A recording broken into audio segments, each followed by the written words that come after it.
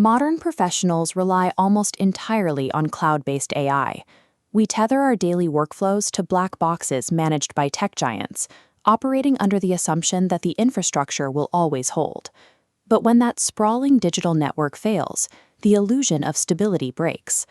An unseen pressure fractures the main arteries, halting production entirely. Consider a creator building complex video workflows on a new MacBook Air.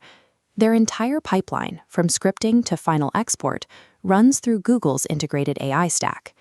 3 months before the events we are exploring, on April 8th, someone attempted an unauthorized password reset on their account. Records showed unrecognized device access.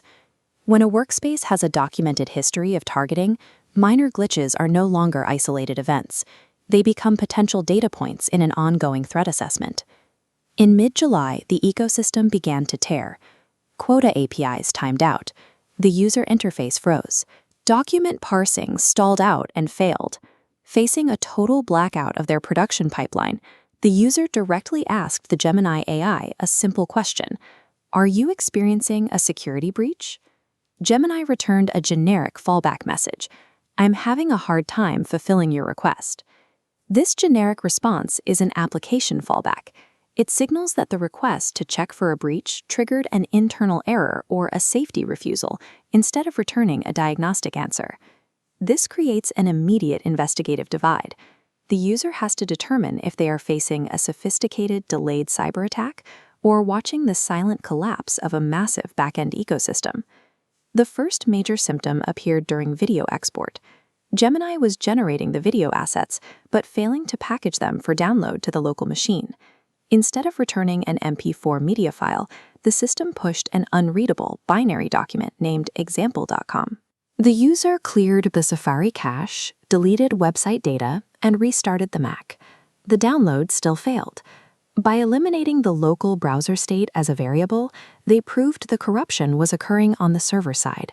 This tied directly to an upstream generation block inside Google Flow, which began flagging routine video processing with a dark warning box reading, "Sailed. We noticed some unusual activity." The back-end rate limiting was severing the media pipeline.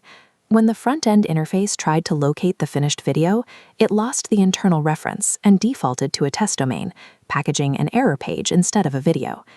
Then the problem escalated from AI generation to core account access. The user was suddenly locked out of their primary Gmail inbox, faced with a stark, temporary error. Checking their security logs, the user discovered an unrecognized authorized application, performing a token refresh right as the workspace melted down. Looking at this activity table, the log shows an access event originating from an IP address assigned to Orange Polska. The user hypothesized the worst. The attacker from the April 8th password reset attempt was back, actively compromising the workspace. The sudden appearance of a foreign IP address amidst cascading service failures forces the investigation to pivot from a routine bug hunt into a critical threat assessment. Auditing this threat requires pulling the raw OAuth client ID to determine exactly which application initiated the connection. The Orange Polska origin is a byproduct of dynamic IP allocation. A mobile phone connecting through a local network often routes traffic through a shared national infrastructure tower, masking the device's outward-facing IP.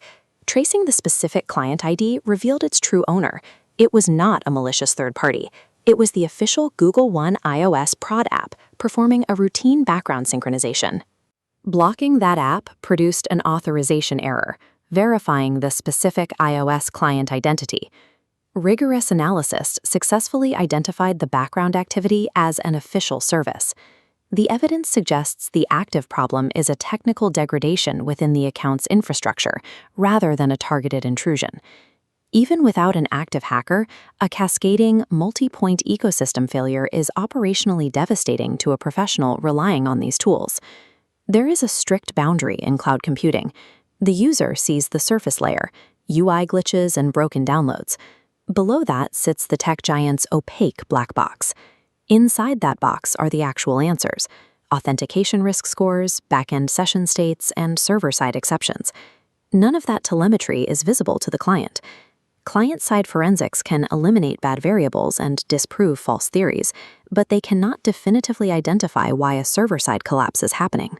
The final tactical step is to hand the investigation over to the engineers who hold those internal logs. The user combined their April security history with the rigorous July operational data into a Tier 2 escalation report. An effective engineering bug report separates verifiable facts from assumptions.